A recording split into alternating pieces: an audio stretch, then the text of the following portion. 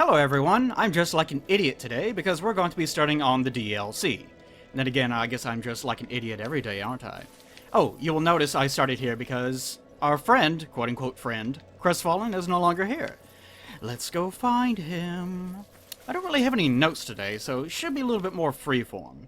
I kind of take that to mean you guys don't really have any questions anymore, which is good. Because it means I've explained everything perfectly, absolutely perfectly, with no faults or flaws whatsoever, because I'm just that great. Now, Crestfallen, you'll remember that Crestfallen, well, he doesn't really have much of a characterization. Like a lot of things in Dark 1, they kind of just rehash a lot of things from Demons, and he's kind of the same way. He's kind of just a rehash of the tutorial guy that you will find in Demons. Whatever his name was, I can't quite remember. But basically, the gist of him is that, oh, I'm such a sad sack. Oh, I'm sad. You draw a little frowny face on him whenever he's not looking, that sort of thing. And once Framp shows up, he says, this place is stinky. It's stinky, and actually I think that's all he complains about, just the smell and maybe the noise? I can't remember. Maybe the noise, too. But either way, he decides that he has had just enough of that, so he, quote-unquote, does something about it.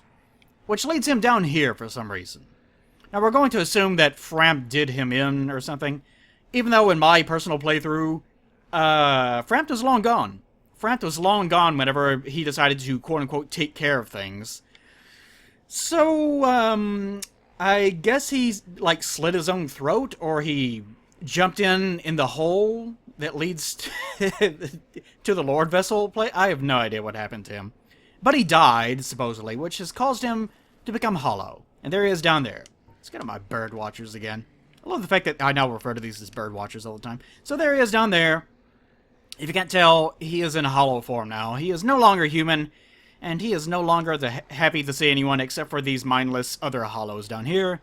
I guess because they don't have souls for him to want to chase after? I don't know. By the way, once we approach, he gets all pissy with his little heater shield. No, not you. And he chases after us. Now, thing is, this guy's actually a huge badass now. I wonder what happens if... I figured. But he is a pretty big badass. If you try to take him on very early on in the game, then he'll probably just mess your shit up real easy. One of the things about him is that his AI is kind of cranked all the way up to 11, as it were. So he will do things like... I won't have the chance to actually show this off, but he can, like, break his attack animations to guard, for example. Like, if he's in mid-animation and you exploit it by countering him, he'll just cheat and outright just raise his shield anyways. He'll just completely ignore what he was doing. So yeah, he's a big fat cheater. And now he's dead. I did appreciate that they went through the trouble of giving him a hollow model. Like, his hair and everything is straight up right there. It's completely the same. So, once we kill him, we get absolutely nothing. Which is quite fitting for him, I guess. He didn't really have much of an arc, did he? He was there, he didn't want to do anything, he was a sad sack. And then he got tired of fart gas and killed himself. What a hero. What an amazing arc for that particular character.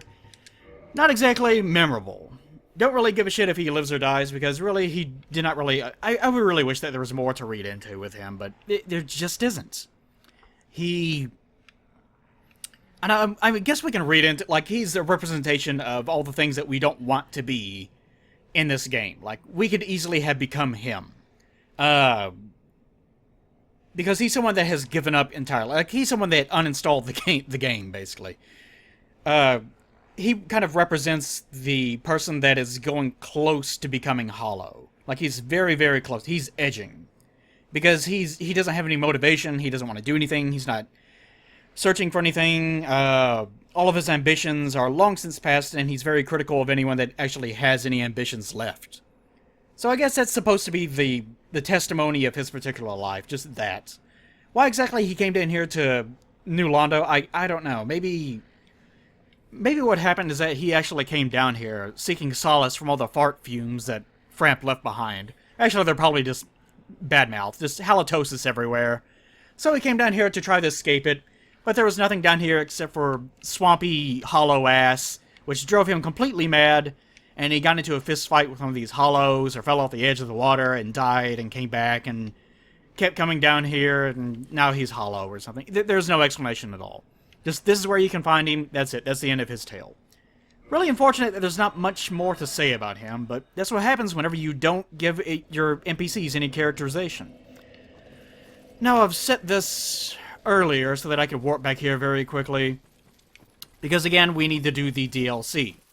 And if you remember, one of the things that we have not done is a little section of Darkroot. Like, we have not taken care of the triple Nico barrage, we haven't taken care of that. We haven't handled Sif yet, because I wanted to do the DLC first. And of course, for those of you that remember, or those of you that are just tuning in, we're like, how could he do that? I cheated the ring in that you get from defeating Sif, and so that I could show everything before doing that. Because again, it is impossible to side with Kath while at the same time also completely rescuing Sif, which is pretty fitting, but in terms of trying to show off everything in the game, does not suit things particularly well.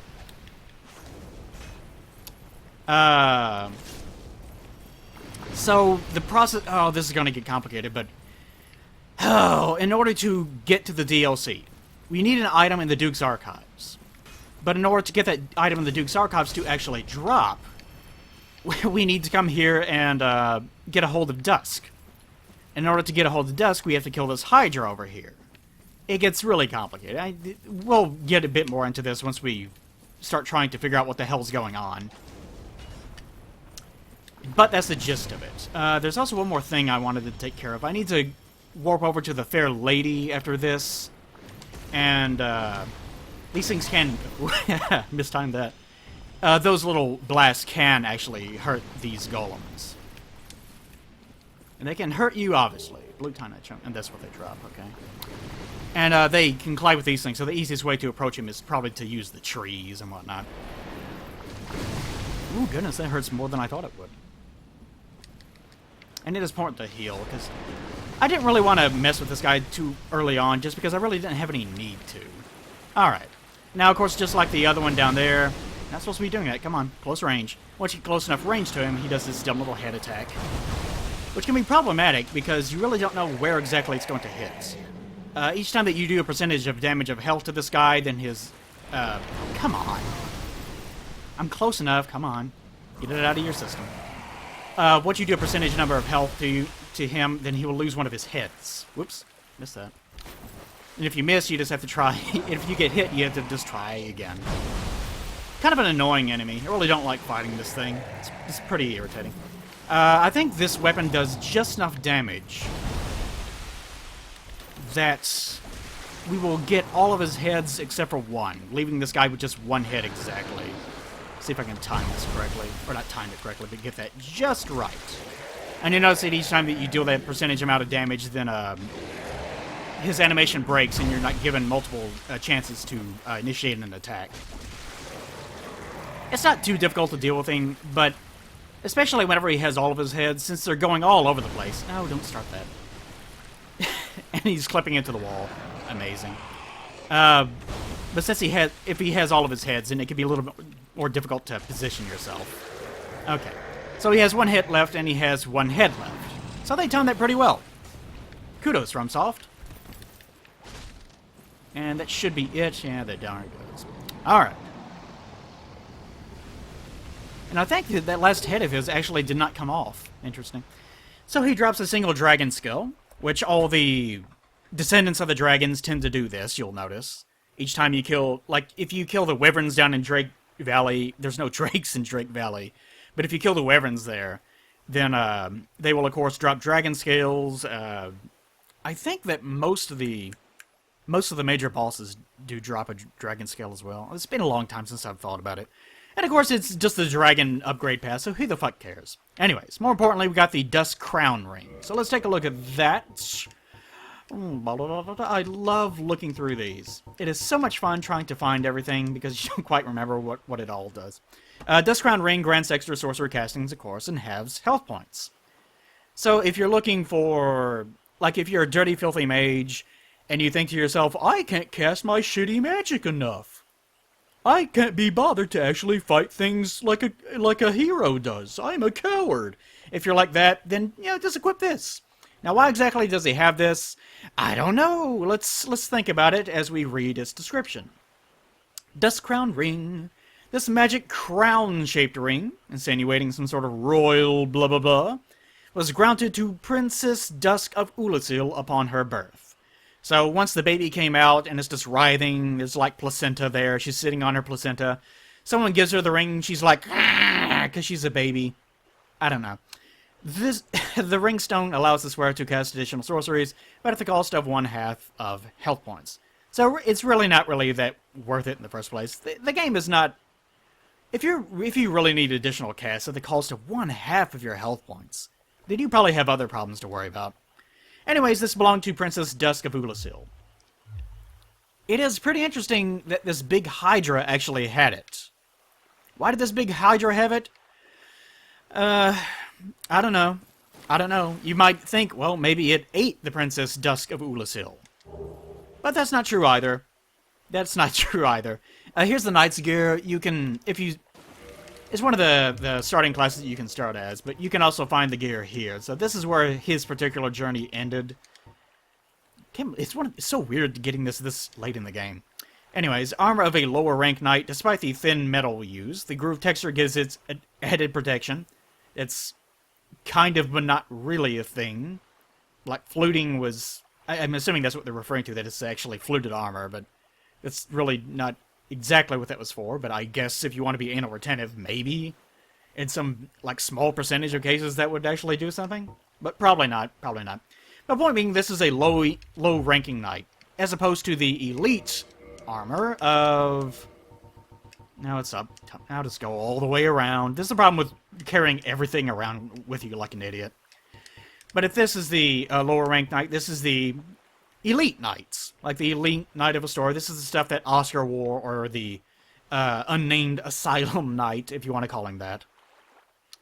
So both of these are from Astora. There's really not much to say about that.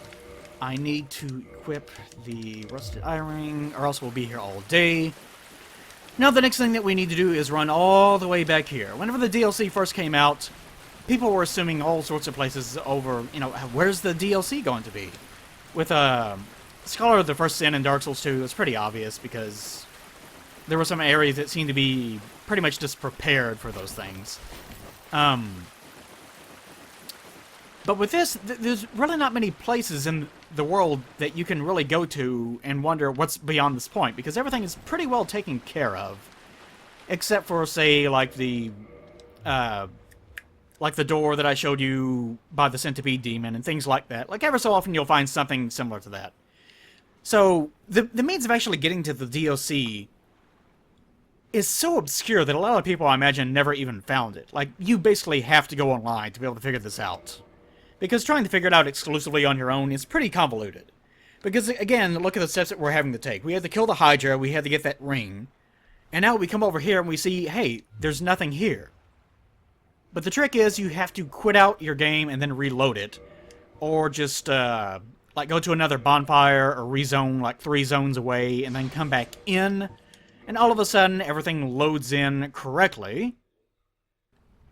And this golden golem appears. Now, we've seen one of these things before, the golden golems. And that one was back at the Duke's Archives, and it actually held Siglin. Oh, don't do that. Don't jump that far away, you little cheater. Oh, it actually... Ooh, hope that doesn't hurt her. But once we destroy that thing, which again, the golems are just creations of Seath, one of those things. Seath did it! Seath did everything. People will get this sort of...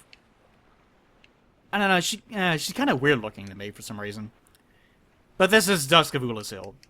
Kind of really weird looking face. Although if you look at like ancient paintings, then they all seem to have faces like this. So maybe it was normal back then. Who knows? I don't know. I want that hat. I want your hat. Give it to me.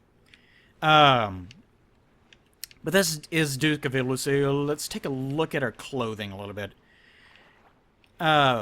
Embroidered with all sorts of pretty little things. Obviously, not someone that is suited for combat. She obviously was kind of surprised whenever she was taken. Probably, who knows where exactly she came from. At one point in history, she was taken, but it does seem that she was just straight up abducted from a stable area. Like, if Oolacile had collapsed and then she was abducted later on, you would think that maybe her dress would be in disrepair, or she'd be wearing something completely different. But that's not the case, so I'm going to assume that she was abducted during the height of Oolacile's power. But we'll get into that in a second. Talk. So, 'tis thou who rescueth me. Most gracious, I am deeply obliged. I am Dusk of Oolacile. I cometh from an age long before thine. I cannot stay here for long. So, before I disappear, allow me to ask one thing. My home, Oolacile, is the home of ancient sorceries. My hope is to pass this profound knowledge to thee, with thine approval. Would this be of assistance to thee? Oh, I kind of hate it whenever they have long dialogue sequences, just because I can't go over it very easily. But yeah, she explains that she is from Oolacile, and probably more importantly, she explains that... What did she say? This is the problem I have with this. That she's from a different time, so she can't stay here for long. So it's kind of insinuating that she is being summoned here, which is... It is so fucking weird.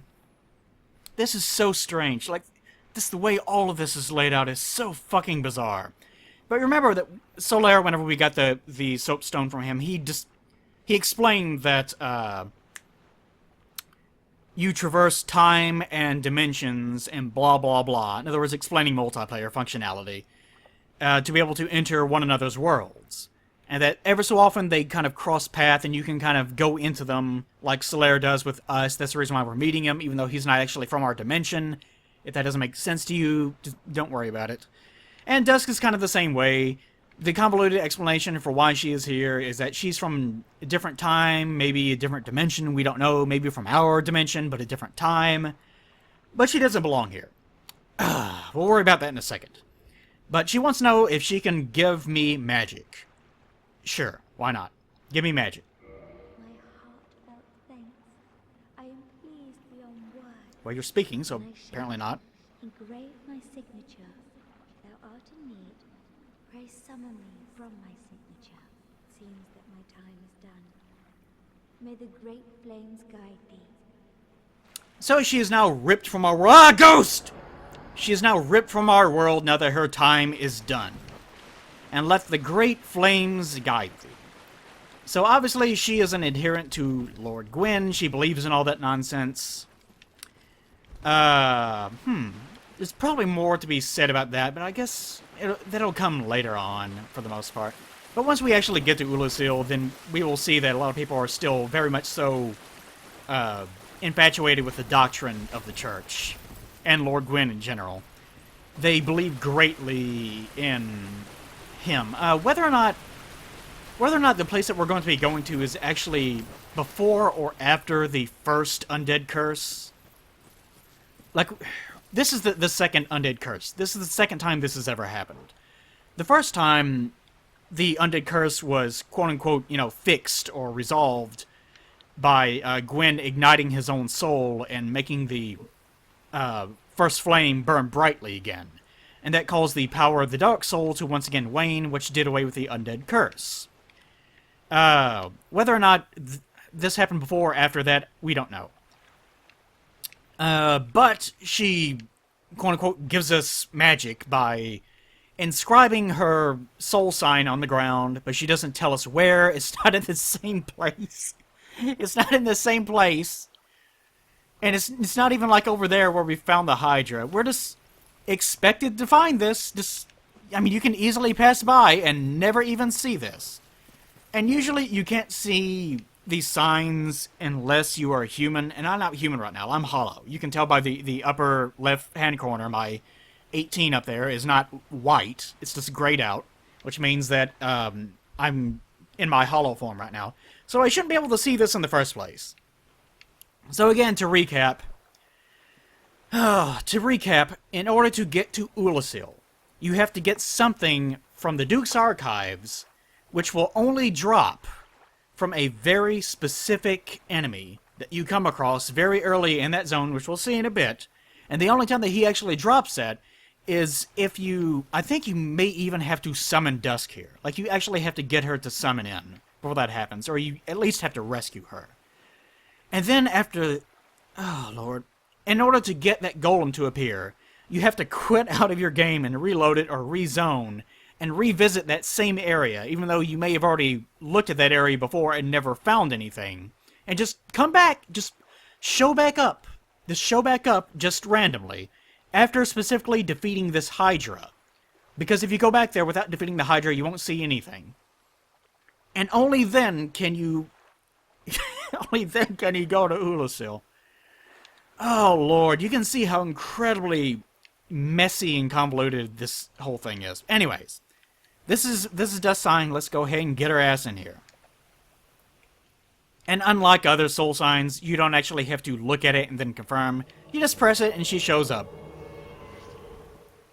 So again, whenever you summon someone, they're coming through time and space. So here she is, here she is. Complete with god rays all around her. Very nice, Dusky. Alright, what do you got for me? I am Dusk of Oolacile. You sure It are. is an honor to see thee again. Yes, it I is. shall follow thy wishes. Yes, you shall. Alright. Most importantly, we get to learn how to bow. Because our character can't figure this out on his own, I suppose. Alright, oh Lord. Oh. So many things to... Okay, let's go... I won't make this mistake again. We'll look through all of them first. By the way, the fact that we find Dusk in a golem in the first place is really confusing. Oh god, this is going to get so bad. Because Manus has also abducted her in their own time frame. Yet she is also here, where she was abducted by Seath, apparently. Was she abducted back then? And she was like one of his first abductees, and she just wasn't experimented on? And if so, what was she doing over there? Was she abducted over there originally? I don't... Oh, God, this is gonna get so bad.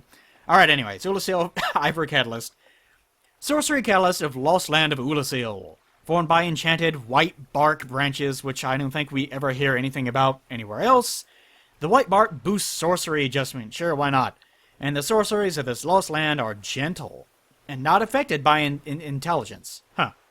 So, you can be an idiot.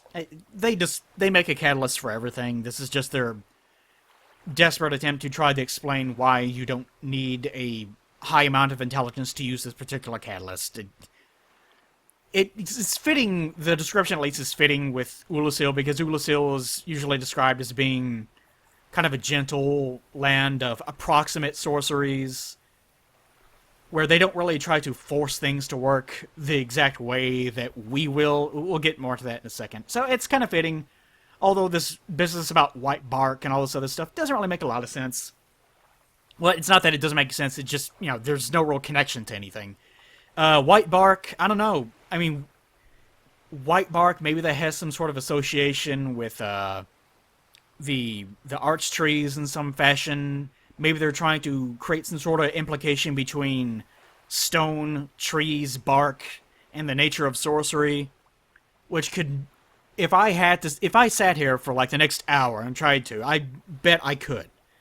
Because sorcery is linked with the nature of the soul, and the nature of the soul is sort of juxtapositioned against the nature of what stone is. So a tree that has become life-ridden and developed bark may be able to have its branches stripped to manipulate the arts of the soul? Woo! Lordy. Let's just buy it and not think about that, because that shit's getting complicated. Alright, which one of these do I already have? I don't have any of them. I hope I have enough... Yeah, I'll have enough souls for this. Don't have to worry about that. Okay. Hidden Body. Ancient sorcery of the Lost Land of Oolacile. Turns body nearly invisible. So it basically does the exact same thing that the Ring of Fog does, except you don't need to wear the Ring of Fog to do it. Although perfect invisibility is unachievable due to the risk of dissipation, which is pretty... This is actually pretty interesting. The risk of dissipation. This seems to imply that whenever you use the Ring of Fog or something, whenever you were using Hidden Body, you are actually causing your own body to completely fade out of the world. Like, it's actually linked with physicality, like the nature of what the body is in the first place. And that you're not actually invisible, your body is just fading out of existence. Sort of like whenever we summoned her in, you notice that she's sort of faded into our world, that maybe it is linked with that. That maybe she's not, like if you use this on yourself, you're not actually turning invisible. You're actually doing the same thing that she is. Like you're kind of fading into other dimensions or something, and you're just kind of just barely in your own world. Because if you became completely invisible, then you wouldn't have a body anymore. And maybe that's the reason why it's unachievable. Pretty interesting. Or it may just be complete bullshit that I made up. Who knows? Who knows? The caster need only stand still for a moment to blend into environs with astounding camouflage. God damn, this spell is so fucking amazing. Let's go ahead and buy that. It is a pretty useful skill. By the way, I'll say that my favorite kind of build in any of the Souls games is is kind of like this one. It's not a quality build exactly, but it's just a build that focuses on trying to use as many weapons as possible. But I have like 1 or 2 slots used not for damage magic, but for utility-based abilities. I love playing like that. And Hidden Body is kind of one of those things where I love bringing things like Cast Light or Repair or whatever, or Chameleon especially. Yeah, a lot of these are not particularly useful, I guess, in most cases.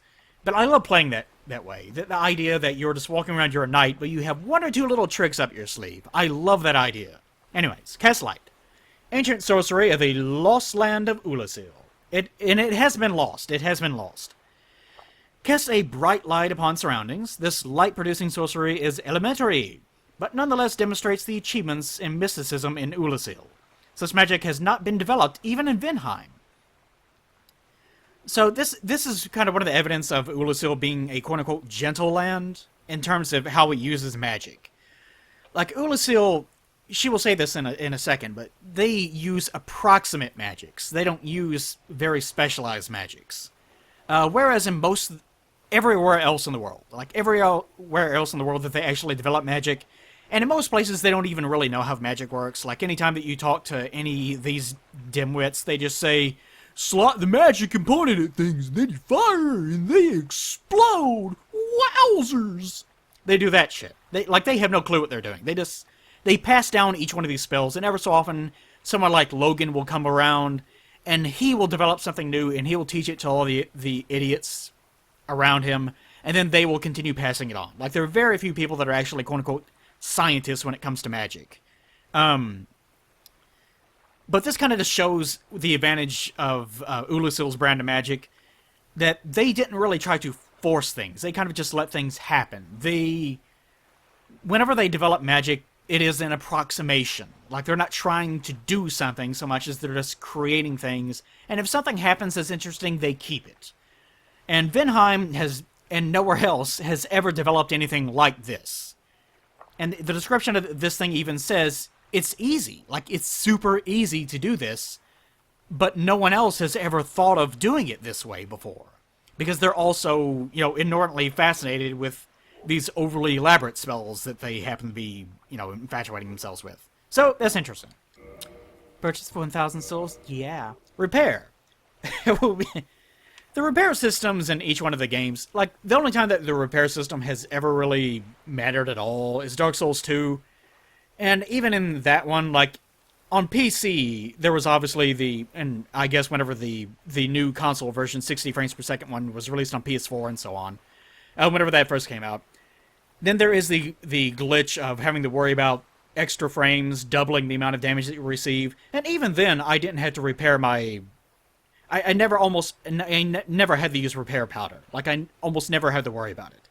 So the whole repair function has almost never had a point in any of the games. Like in Demons and in Dark 1, and I don't even know what they're going to do in Dark 3. And in Bloodborne, it's just as bad. It's just this thing that ever so often, like after hours and hours of play, the game will tell you, oh no, your weapon's about to break. And you'll have to stop and go, what? My weapon's... Oh, that's right! I forgot that system even existed! Why even have it? What's the point of that? So I guess the point is that ever so often you'll be fighting and like you just started, and then your weapon is almost going to break, so you have to have this moment of, well, do I go back, do I go forward and repair this thing? But it seems like more of a nuisance because, I mean, if it happens late enough, then you really don't really have to worry about it unless you're coming up against a boss or something. I don't. It's such a specific thing. It is so specific that I can't possibly imagine it really mattering at all. I've never really thought too highly of the repair system in any of these games. It kind of just seems like a waste of time to me. But whatever, they have it. It's there. I think I've broken a weapon like once in my whole life. But if you want to use repair, you can. This is good for one thing. If you're using like a weapon, like the first thing you can get, the Drake Sword or something, or the stupid giant-ass thing that I got from the stone, or the quote-unquote stone dragon down in Ash Lake last episode, their special attacks do use up repair. Like, they use up durability. So having this can deal with that for weapons that have special attacks. So that's like the one thing that I guess you can use it for. There might be something else that I forgot about, but that's pretty much it. Anyways, oh goodness, been inhaling too much as I speak. Me and my loud mouth. Ancient sorcery, the long last land of all is repair, blah blah blah. This sorcery was a part of everyday life in Oolacile. I guess they had a lot of repair problems. Its effects resemble repair powder. They don't resemble it. They are outright the same thing, which must have found its way into the culture of this lost land.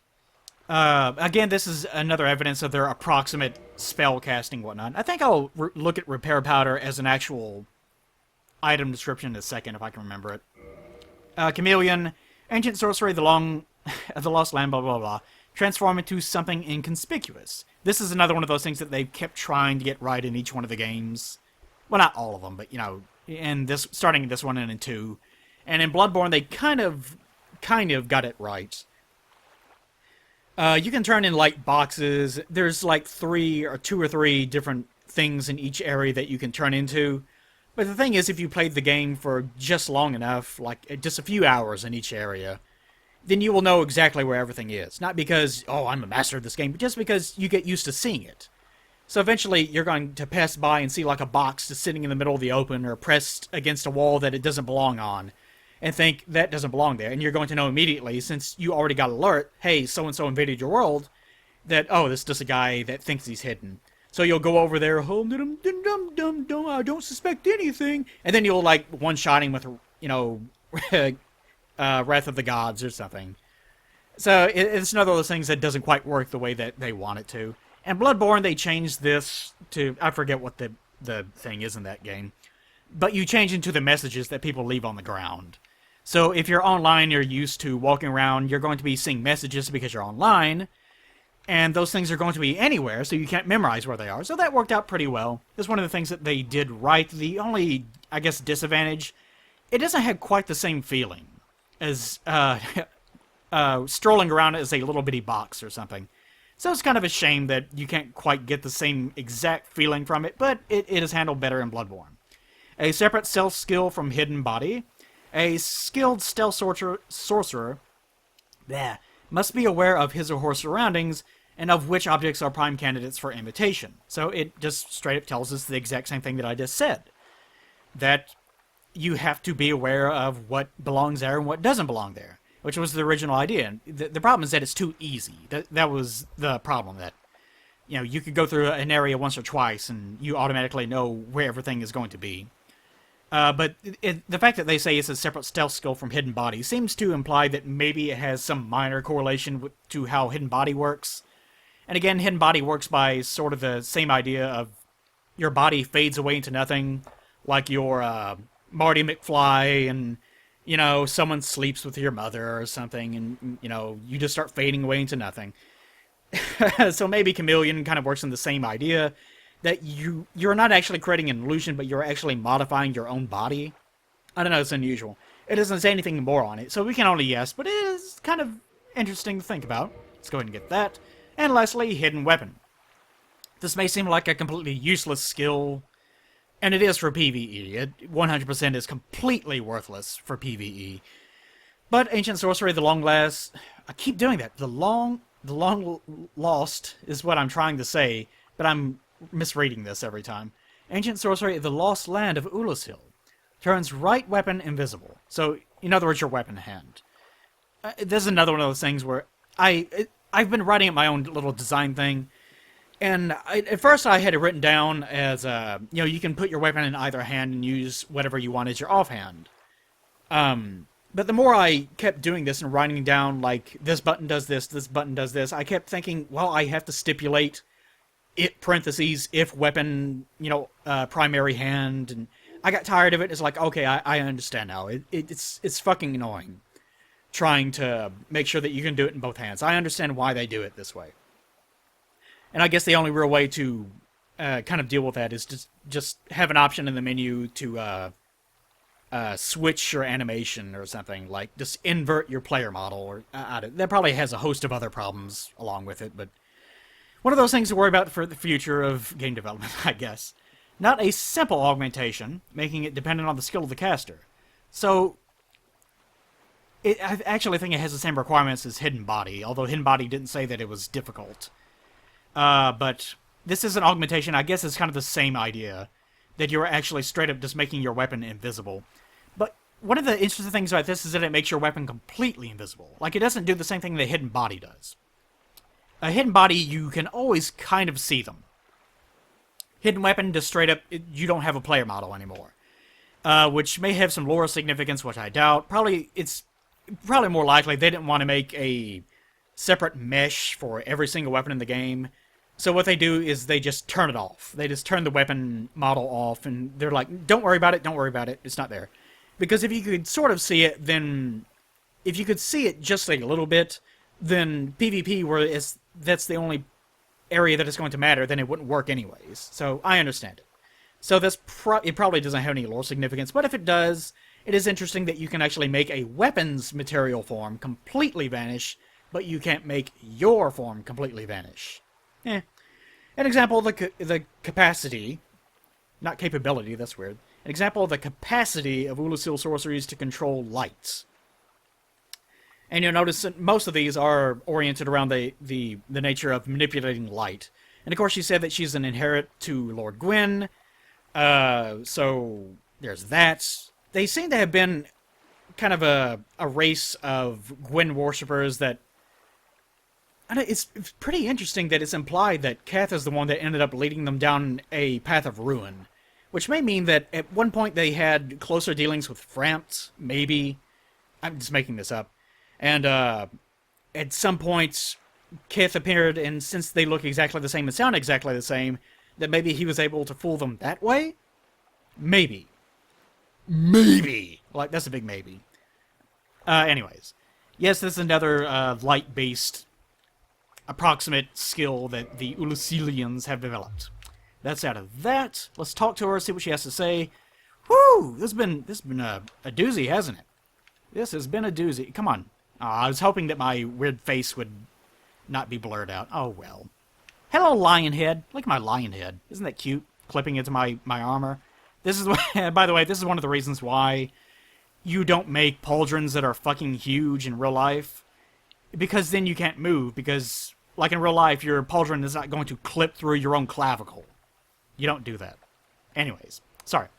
For a very long time, I was trapped within the crystal golem. Yeah, explain that, I please. was taken and banished to a plane of distortion. What? It was there that thou came to my rescue, long after I had relinquished all hope.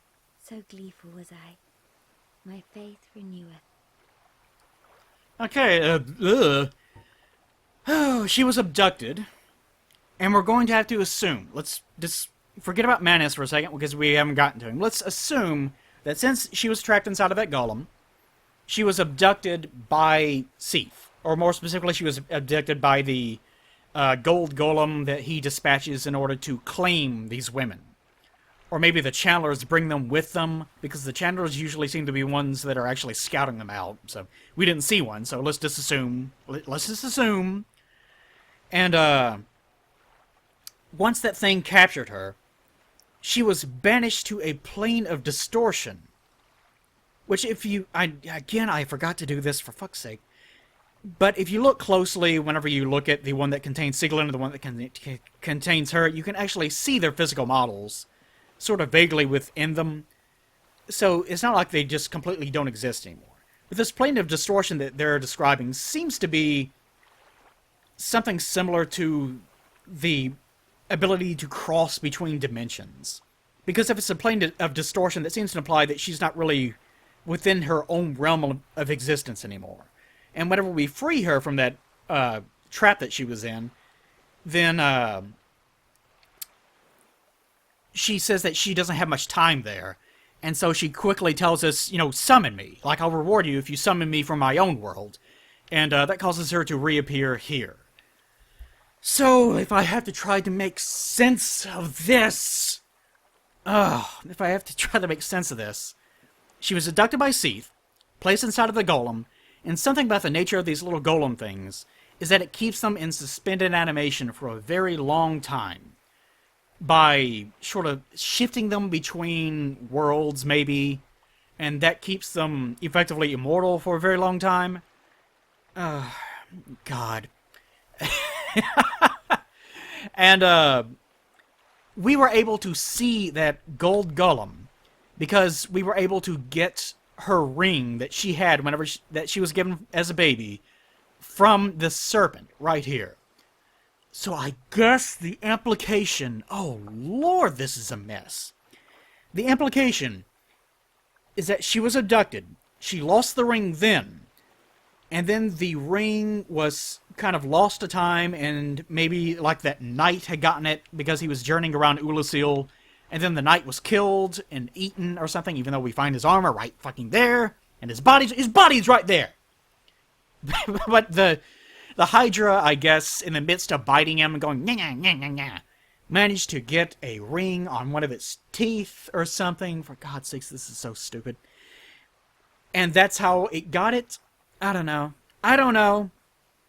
Or, alternatively, and this one's even better, because it's even more insane, is that since time and space are convoluted, once we send her back, she is going to be abducted by Manus. And whenever she is rescued by us in the future, she drops the ring there. And it somehow gets its way out of the abyss and into the teeth of this Hydra once again. Who knows? Who knows? Because the real reason is that Miyazaki was like, well, we got this DLC, we gotta get in there somewhere, you know, somehow. And he's like, well, there's nothing back there. Like, we never put an item or anything back there. Let's just put the thing back there. And the developers were like, okay. Why not? It's next to the Oolacile anyways, so let's just do that. And that was pretty much the end of it, I imagine. They probably didn't think about it much more than that. If you're like me and you start thinking about these things a little bit too much, you develop this face. The Mask of the Father, this is exactly the expression that I have whenever thinking about this. Just like, what? That's just me all the time. Okay. Anything else for us, sweetie? I know you do. The sorceries of Oolacile differ from the magic of... Oh. It is difficult to explain. Oolacile's sorceries are... what doth one say? They're somewhat of an approximation. Thine sorceries are more straightforward, negating all but thyself. Dost thou not find some fascination in these discrepancies? It is kind of interesting. She says that it bypasses everything except for, you know, ourselves, which sort of makes it, like, a sorcery usually is it's sort of linked with the user's own soul, right? So it makes sense that all these things that are, like, damage-based, like, shoot soul arrow at someone, deal damage because you're using the power of your own soul, blah, blah, blah. Use a crystal magic breath or whatever, it does the same thing. Like, all of them are just very straightforward Neanderthal level skills that are just like, do damage. Whereas these are, you know, they're not really anything like that. They're kind of just, like she said, approximations. They don't really focus on trying to do anything specific, like kill someone. And they're not oriented around the self, like you, your own soul and whatnot. so much as they are just create something, like create a ball of light. No, it can be used by anyone, I guess, is the logic of saying that it's only linked to yourself. Just, I don't know, the whole way that she describes this is kind of interesting, but it's so nebulous that it's kind of hard to nail down to what exactly it is that she means. I guess more the interesting thing is that she is fully aware that she is in the future. She is in the future. She knows that she's from the past. She could learn so much. Actually, she couldn't, because the future apparently really sucks ass. But apparently, you would think that with knowledge of the future, she would actually go back in time and tell them something, which maybe that's how the whole Manus shit got started. Who knows? Maybe she brought back the knowledge that we give her, and then everything goes bad from that. We have absolutely no idea. We have no idea. I guess the only way to really place when exactly the Oolacile stuff happens is to say, well, if Artorias and the other, like, Artorias and Kieran are there, and Gog, of course, the other three knights, you know, Ornstein being the other one, if they are there, then you would think that surely it would have occurred during the Age of Fire, like the height of the Age of Fire. So maybe this is the one time that we're actually going to see the Undead Curse in action from the first era of the Undead Curse, not the second one that we're in now. Or it could be that it hasn't happened at all yet, and maybe that's the reason why their faith is so strong, because it has never even happened. Which I don't know, I kind of doubt. Because you would think that it would be linked with the Abyss shit that we start seeing in the DLC proper. But anyways, it's speculation for the future. Anything else? The sorceries of Different from the magic of Iron Age. It is Explain. Approximation. sorceries are More straightforward. It's kind of interesting. She says they're straightforward. Find some fascinating. She says they're straightforward almost as though they are less complicated. Even though the descriptions seem to imply that it's the other way around, that theirs are actually very easy to cast for the most part, but they're not trying quite as hard to do something, so that ends up making them have the appearance of being easy, but they're actually kind of complicated in their own way. Oh, really, really bizarre. But I guess the idea is they're straightforward in the sense that they do one thing. Point wand at someone, do damage. And that's what it does. Whereas theirs they're more utility-based. Like, they're more clever. You actually have to think about what you're doing in order to use them. Which I love spells like this. I absolutely detest... Like, I'm carrying around this dumb Chaos Fireball right now. It's useful, but I really don't like the fact that it's damage. You're holding health points in your hand and throwing it at someone, and you do damage. And that's what it does. I really don't like unclever spells like that. There's a reason why I really like playing those utility-based things that I was talking about earlier. So I really like Oolacile's brand of magic. It's really interesting to me, and I really appreciate whenever developers make skills that actually take a bit of cleverness to actually utilize correctly. But that's enough of that of you. You have nothing else to say. If thou art in need, pray summon me again. I only wish to be of some genuine assistance. May the flames guide thee. May the flames that don't exist in my era guide me. Excellent. Excellent. Excellent. Oh, the little flowers here seem to match your dress, too. You ever notice that?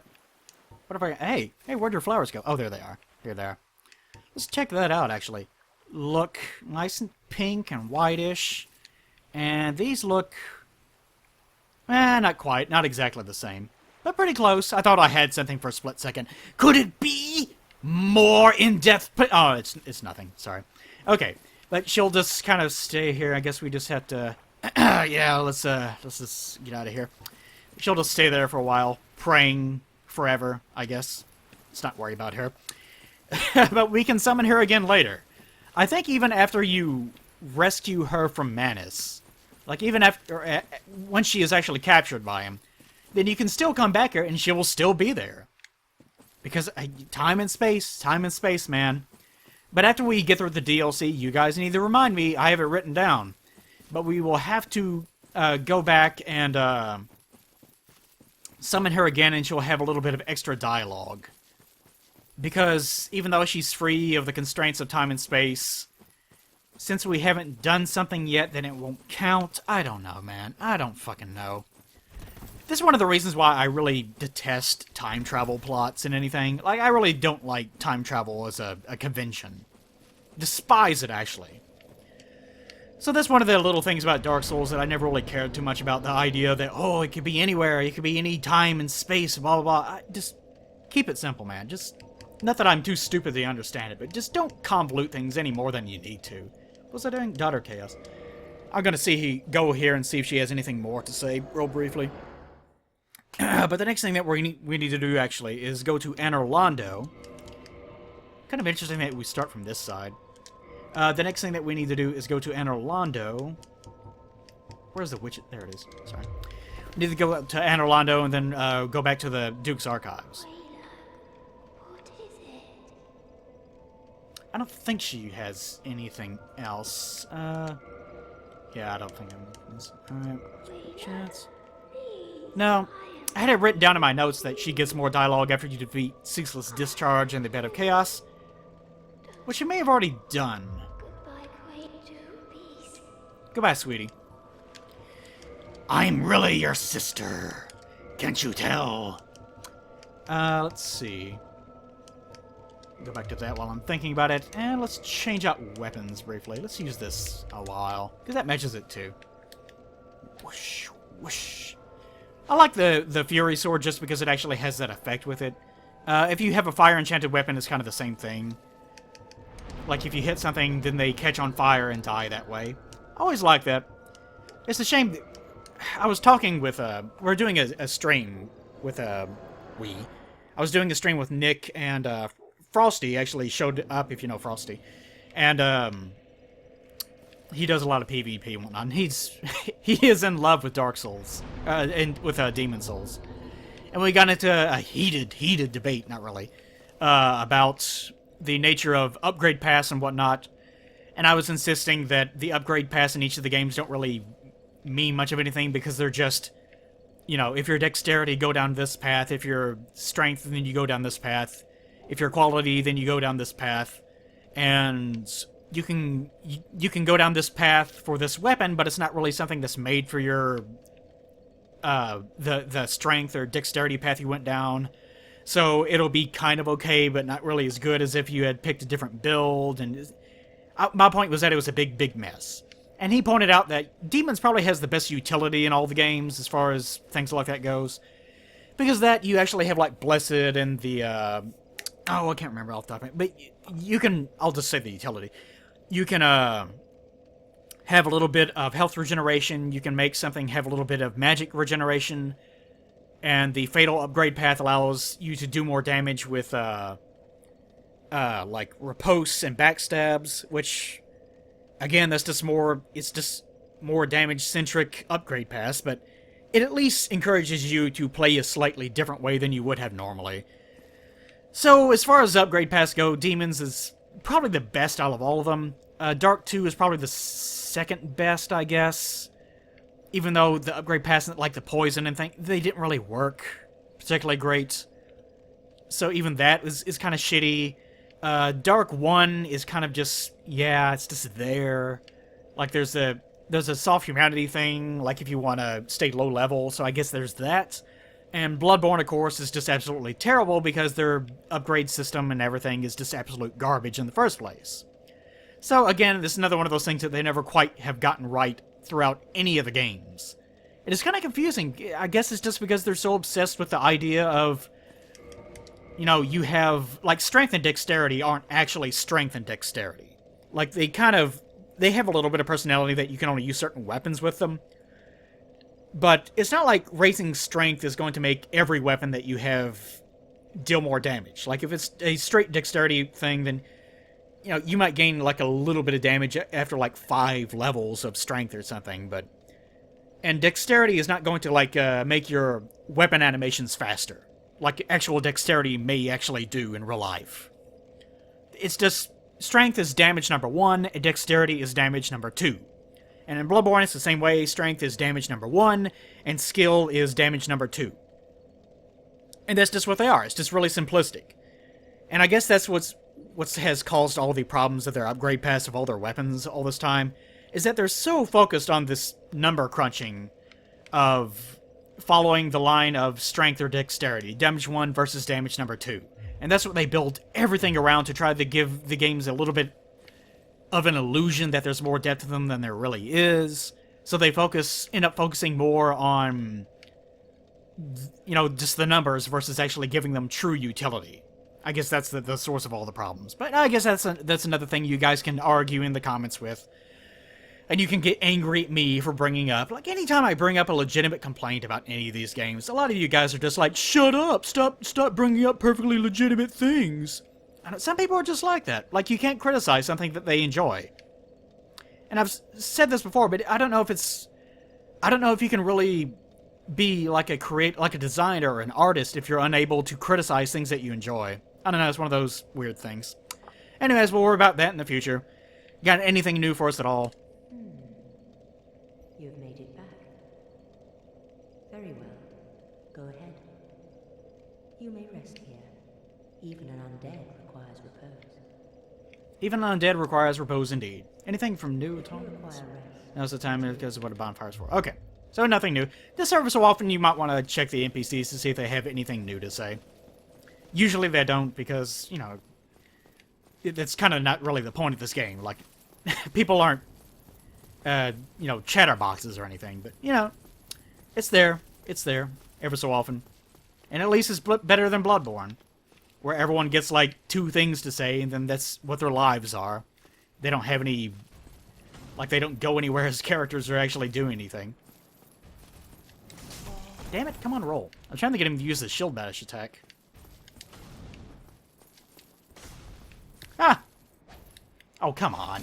I thought I was going to be clever, and then he just completely ignored everything that I just did. I was trying to get him between his legs and be like, yes, I'm a master. And then after I did that, I just completely whiffed on the first attack. Oh, no, his crotch. He fell on me.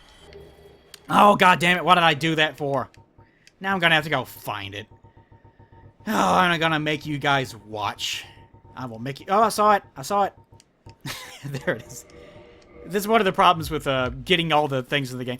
Again, I really wish that there was like a Vagrant story system where you could actually break down every weapon into core components and use them to build other things. Oh, that would be so good. Just imagine if you never had to worry about picking up anything. Like, especially early in the game, you will go through, like most of Undead Burg, and you kill like 1,000,000 hollows, and they drop, like undead soldier waistcloth, undead warrior waistcloth, and you'll end up having like 10 or 15 of those things. What do you do with them? You don't do anything with them. You can feed them to Framp for next to nothing, like 50 souls, which is, you know, you can get that by farting. Like feeding farts to skeletons. You can do that. Feed fart to a skeleton and it'll give you 50 souls, but you didn't know that fucking lore. You can do that. So that's a waste of time. Forgot to pull this back. Or you can just drop them on the ground, and that's the only other way of really dealing with them. But it would be so nice if you could just break down the equipment into something, like leather bands and metal filaments or something that you can melt down to use in the construction of other things. And maybe that's getting a little bit too MMO-y or something. But it would be nice. It would be like a nice little change of pace, an alternative system of some kind. Whoosh. Yeah, I kind of figured. The damage output on this Grave Lord thing is not particularly great. Be sure the time I'm actually paying more attention to the archer than I am this guy. Trying to time it to where I know that he's going to shoot at me. Which is an advanced tactic because I'm so fucking awesome. I might have to change out of this weapon though, because this thing is not particularly great. It's a cute little weapon. You know, it's nice that Nito at least has one thing in the world. They did not use Nito at all. Like, poor Nito. But it is nice that he at least has his own weapon like this. Shablams! And as you can tell, it just doesn't do a lot of damage. Actually, I think I'll check its requirements real fast. I do like that minor little thrusting attack it has. It's kind of nice. Let's look at its stats real fast. 24 strength. Yeah, it's not like it's a it's not a faith-based or magic-based weapon. It's just shitty. A lot of the kind of unique weapons have this problem that if you get them very, very early, and if you do a lot of farming, then yeah, it might be good a little bit. But the thing is, you can just go down like the fire path or the occult path, and get a way, way better weapon out of it. There's just no point really to using them. Dark one, like demons, there's like a couple things, like the Dozer Axe, I guess, would be a good example of weapons that really aren't good for much of anything. What else can I use? Let's try to use this giant stupid ass thing. There are some weapons that are like that really aren't really useful for much of anything. But in general, the demons is pretty damn good about it. Oh, I hate that attack because I can't roll out of it. Well, I can roll out of it, but you know. Get out of here, I'm trying to talk. Alright, we got broken pendant. If you come here, like, we did this already. We came to the Duke's Archives, and I killed this guy. And I remembered, oh shit, I didn't do the thing yet. So you can come by here and pass this guy a million times.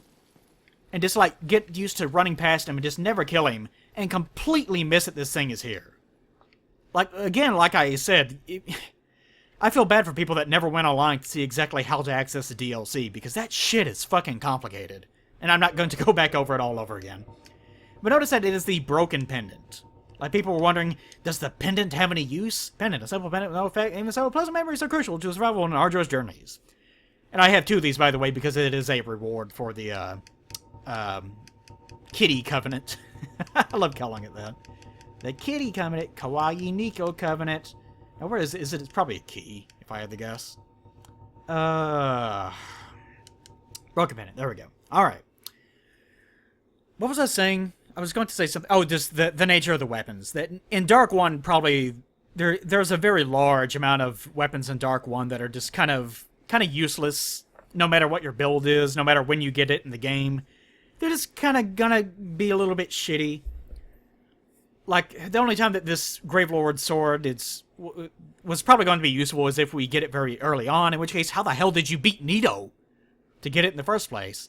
But you don't get, you don't beat Nito. You get it through the Covenant system. So you can get it early, but its damage is going to be kind of low unless you upgrade it, and upgrading it is going to be a problem itself. So I guess it's just kind of a thing where if you get it, and then you upgrade it to like +2 or 3 at most, then maybe it'll be useful for a little while. But if you're going to do that, why don't you just go get the Drake sword? If you're going to be that shitty about it. And if you're actually that talented that you can go through all the catacombs and get down to the point where you can actually get past that Titanite demon down there to enter the Covenant in the first place, then you're probably going to know about the occult path and the fire pass in the first place. So it's so dumb. This is so fucking stupid. And Dark 2 has its own problems, like Dark 2, a lot of the weapons, of course, the problem there is that there's no level cap with all these games. I really wish that they would just have a fucking level cap. Actually, how I would do it is you would be level capped for PvP, but you could keep leveling up. Like, you would have a core build that you could actually change. Like, if you get up to 99 attunement, then you can change your attunement anywhere from 0 to 99 if you feel like doing it. And you would have, like, a parentheses next to that number. Like, you would have your true build that goes up to, like, level 100, which would be your cap, or level 120, whatever the cap is. And then that parentheses would denote your PvE level. Like, the thing, like, and that number would only affect, like, other enemies. If you attack a Titanite demon or something, then even though you have 12 strength as far as your core PvP build goes, your level cap is concerned, you would have that parentheses and it might have 99 because you're level 800 billion. Because it's a Souls game. And you would one-shot him or something. It worked like that. That would probably be my ideal way of dealing with it. So that you would be forced to have a working build with a cap system for PvP, but you wouldn't have to worry about it in regards to PvP, and you could keep leveling up however long you wanted to. That way you could get the best of both worlds. But maybe I'm just stupid. Maybe my ideas are all so dumb. Anyways. What the hell was I saying? For God's sakes. Something about the way that leveling up works. I don't fucking remember. Who cares? Who cares what I have to say about anything? Let's look at the fucking broken pendant. Broken stone pendant, deeply enchanted. The enchantment on this thing is so fucking deep. Broken pendant, half of a broken stone pendant. The vine appears to originate from Oolacile, the vine.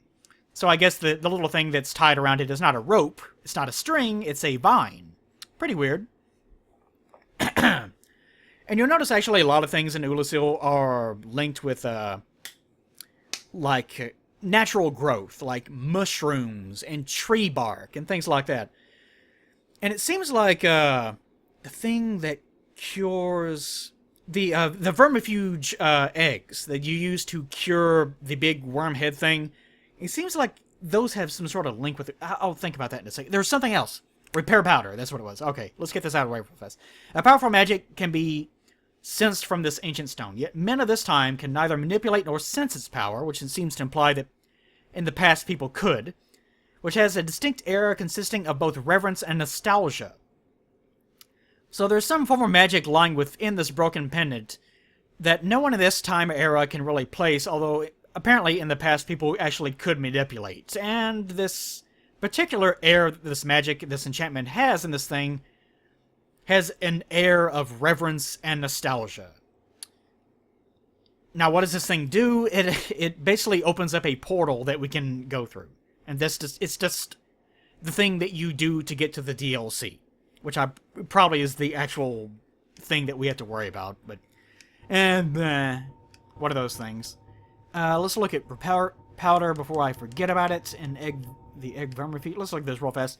First are chestnut reason for bodies. The verse have been chosen certainly common saying someone that's selfless choice. And these chestnuts are forbidden, but allowed under special circumstances. The link to Oolacile that I had established way back in many parts ago was we found some of these egg vermifuge in the Darkroot Garden, which we will kind of learn once we get to the DLC area. That is basically Oolacile. It's ancient Oolacile. Which seems to imply that they were grown there. Or at least that they had been taken there by other people, maybe. But if they were grown there, that's another little thing that maybe it has some link with Oolacile being a place where all their sort of technology, whatever you want to call it, their magic technology, it all stems from growth and light and things like that. And we're going to find Elizabeth there, so that'll be another thing. I wanted to look at this briefly just because we picked up the repair spell. But repair powder, lightly enchanted golden powder. It doesn't say exactly what the powder is. It just says lightly enchanted. Repairs weapon equipped in right hand. Use of a weapon depletes its durability, eventually rendering it ineffective. Repair powder is a precious method of repair on the battlefield, and it obviates the need for a repair box.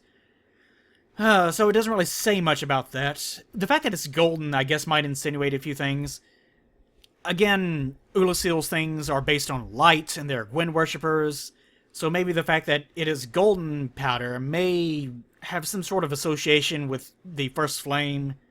That maybe the enchantment is meant to be an allusion to how the nature of the first flame works or something. I have no idea. They probably just made it They probably just made it golden to make it stand out, and they just said, it's golden, whatever.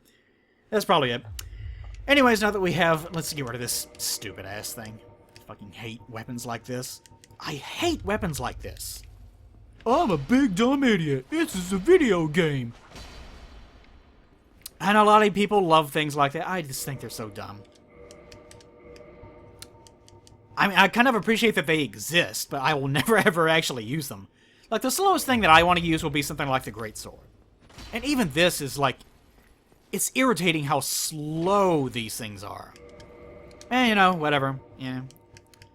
Different strokes for very different folks. Whatever tickles your pickle. Let's... no, I want to... Let's go with Claymore. It's been a while since I've used something that actually makes sense. Alright, anyways. The next thing that we are going to have to do, other than getting shot in the back by Chandler... Not gonna do it? Really? Not gonna do it? Yeah, oh well. I'm almost disappointed. Oh, now you're gonna do it. Pew! You hit the floor, you fucking idiot. Alright, anyways. The next thing that we're going to do is actually go... go all the way back. And I'm gonna make you guys watch it. You know what? I'm gonna make you watch it. We have to go all the way back there. Probably the fastest way of doing this, I guess, probably is going to the Undead Parish bonfire. Because, like, the bonfire that I walked back to because I had set myself there beforehand, You can get to that via the Valley of Drakes, which means that I would have to start from Firelink. Or you can go from Firelink down to the Valley of Drakes and hit that bonfire there, and then go up to where Dusk is. Or you can go from Firelink through the Berg, and then, let's see, oh god, I don't know if I can, then from the Berg go here, and then down through there. Or you can go through where Havel is, that tower leading down, go past Havel, and that will lead you back out through the, oh, come on. That will lead you back out to the entrance and right in front of where the Hydra is. Blah. This is one of those things where, in Dark 2, they probably took a little bit too far, because they relied, like, the world was not very interconnected. They relied very, very heavily, as I glitch out the water and the distance. They relied very... And by the way, I'll just kind of briefly point out all the region...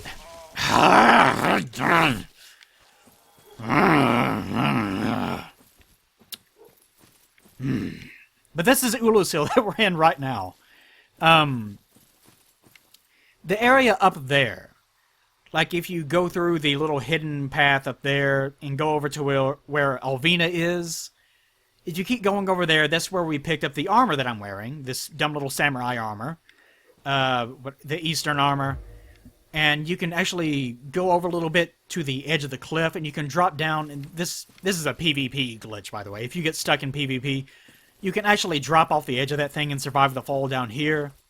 And that's an easy way for you to kind of escape people that are attacking you.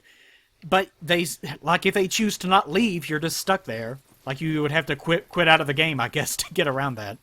But that's something you can do. But more importantly, what I was getting at is that this is actually Oolacile that we are in. And that area specifically that you can drop down from is another one of those little Oolacilian areas that we're going to be visiting sort of laterally once we actually get to the DLC in the first place. Which we'll do in this episode before I end it there. I'll end it before the Sanctuary shit gets started, I guess. I have 20... Did I not use one? Oh well. Let's clear out these guys one last time. Oh wow, you actually made it up. Good for you. And you notice it doesn't take me 3 hits to actually kill the golems here. This is one of the reasons why I really don't like the way that the stats and the Souls games work. And upgrade pass and whatnot. Just, there's so many weapons that I would love to be able to use, but they just don't deal enough damage. Because they really want you to kind of have a... They're putting the importance of having a sense of progression over the benefits of being able to use any weapon that you want.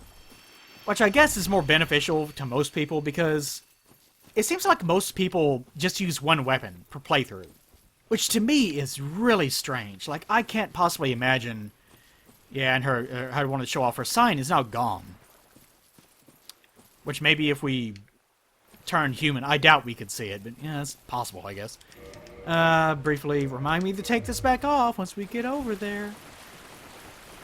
But I guess most people are like that. Like, most people will just say this is going to be my Claymore playthrough, or this is going to be my Boomstick playthrough, or you know, whatever, and then they're not like me. Like, you notice I've changed weapons 3 times in this episode.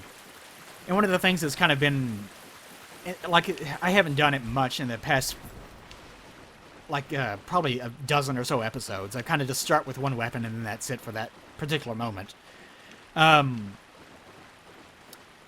I usually try to, switch weapons out, and those I wasn't doing it because I've been over so many weapons already. And I wasn't getting anything new, so there really wasn't anything to show off. And I was concentrating so much on just getting all this shit done that I didn't want to be distracted too heavily. And let's not get too close to that thing, because it seems like you do have to actually interact with it, but yeah, I don't want to pick up this shit first. But I will point out, this is not an ordinary corpse. This corpse is kneeling in prayer. Interesting. And it is a female corpse, and it drops all of her shit. Oh... Okay, guys.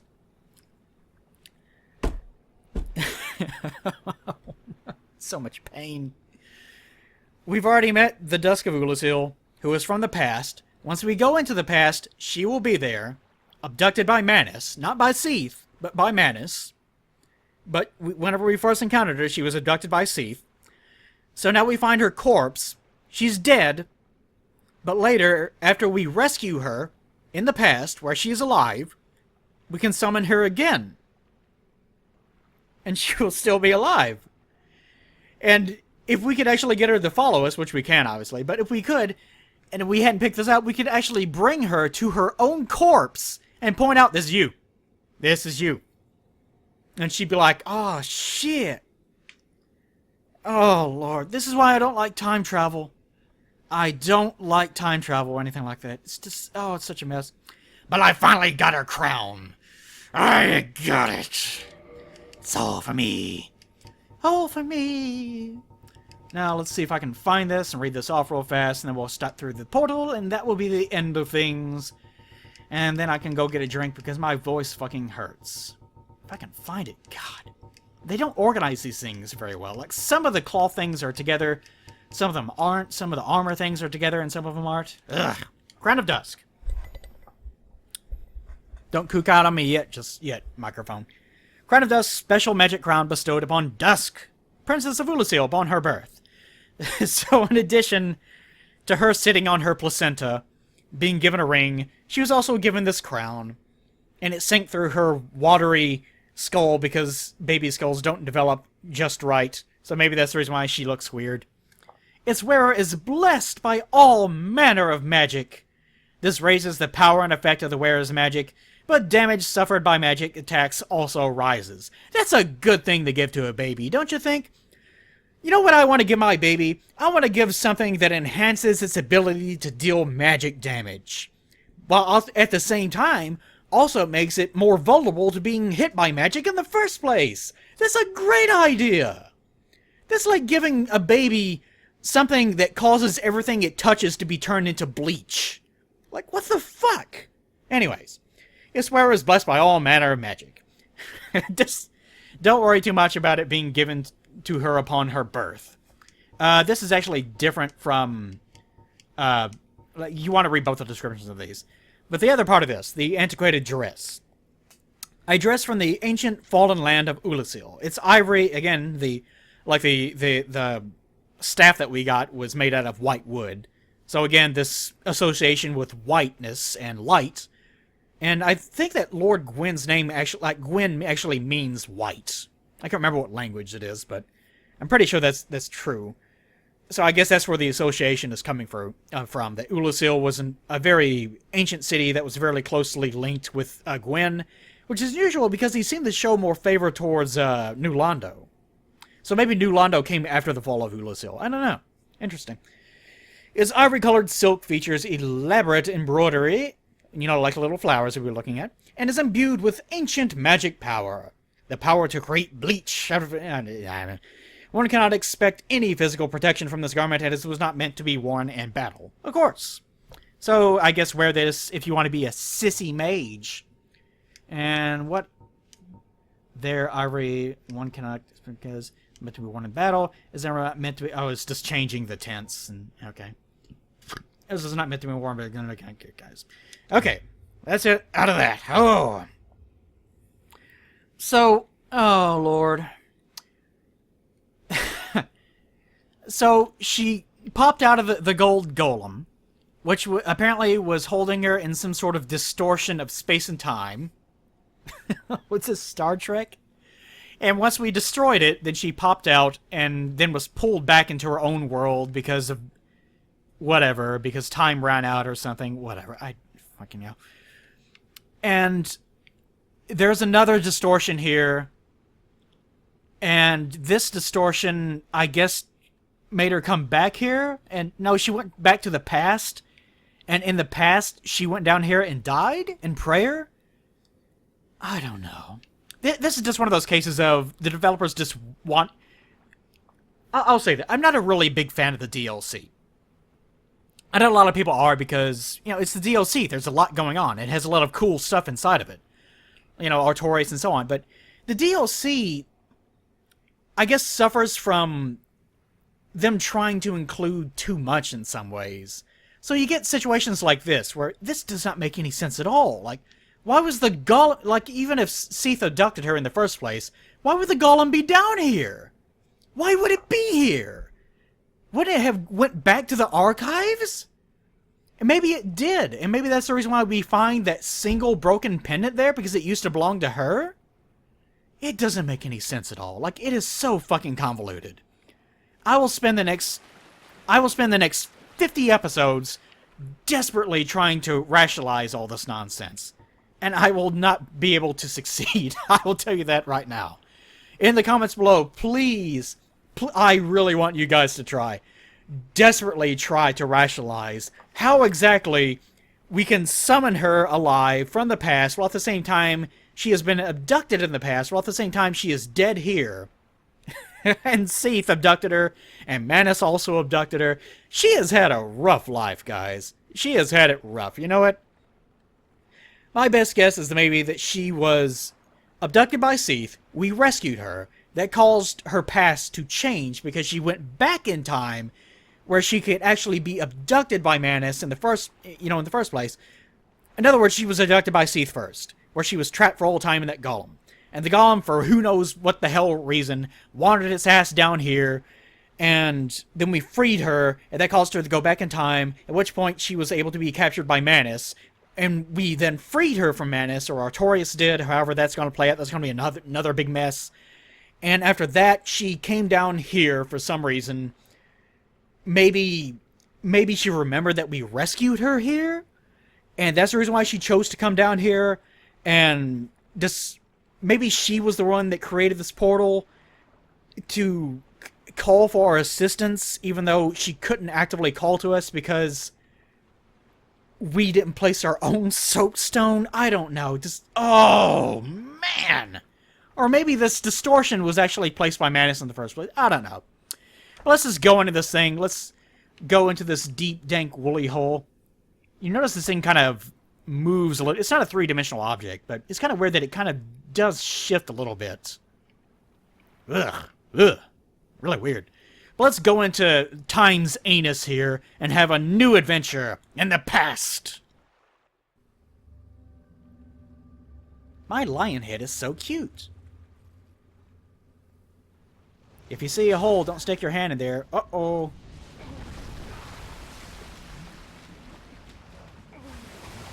So a big black hairy hand... Now, that's getting a bit too racist. Reaches out and grabs us and pulls us in. And there's no big black hairy hand here now. So how did it grab us exactly? Yeah, doesn't really make a lot of sense. I think that was just, we want the player to know that they had to fight this thing. We want to create an early association. But they didn't really think about it too much in regards to, well, why would he show up here? They just shrugged, it's like, who fucking cares? So that's that. Oh. And the funny thing is, you can... the funny thing is, you can warp back anytime you want. You can travel through time just by going through the bonfires. Which is extra funny because these bonfires should not exist unless the first Age of the Undead has already started to happen. And these bones supposedly are laid out by the Church of Thurland, so why would they be laying these things out here? I don't know, man. I don't fucking know. Again, I don't like time travel because it just confuses things just for the sake... Again, this is also like Eastern storytelling of, don't worry about it, it's supposed to be cool, stop worrying about it. But I don't play games like that. I don't view movies and read stories like that. Like, if I care about something, then I invest in it. I don't just say, yeah, I really like that game, and I play it one time and put it down forever. Yeah, I'm just not that kind of person. I invest completely in it. So whenever you have something in here like this, and your answer is, don't worry about it. Of course it doesn't make sense, because we didn't care. To me, that just hurts the game. It's like, you didn't care? Like, you didn't put any love into it? And they shrug and like, yeah, we didn't put any love into it. Because we were more concerned about making it cool. It just makes me sad inside. But it's fine. You know, as long as it's fun, that's more what matters, I guess. Oh, but here we go on the DLC train. The DLC, whereas the core game kind of just hints at a lot of things and kind of lets you infer a lot of things, the DLC just straight up just tells you shit. Like, there are NPCs that just tell you the backstory. It's kind of just one of those things. I mean, it's kind of what they did with Dark Souls 2, where that thing's story was kind of a mess, and then they kept introducing the DLCs where they had more and more NPCs just explaining things to you, like Vendrick explains it to you, and then Aldia is added later in the Scholar of the First Sin, and he just straight up tells you the interpretation of the game you're supposed to have. It's like they just kind of give up over time. I don't know what's going on. I don't know. The lack of restraint in the DLC in some places is kind of bothersome, kind of irksome in some ways. But the DLC is the most fun that you're going to have in the game to a lot of people. And it is a very fun video game expansion. As far as its connection with the lore and whatnot, it may be left, it may remain to be seen, blah, blah, blah, something like that. But in the future, I guess we'll be testing to see if these roots are part of the arch trees and all these other things. We'll worry about that in a bit. Thank you guys for joining me. We don't have much left in regards to the game. Just a little bit left. Just a little bit left. Just the DLC, which will probably be about 80 episodes. Nah, not 80 episodes. But we'll get there. I'll see you guys next time. So long.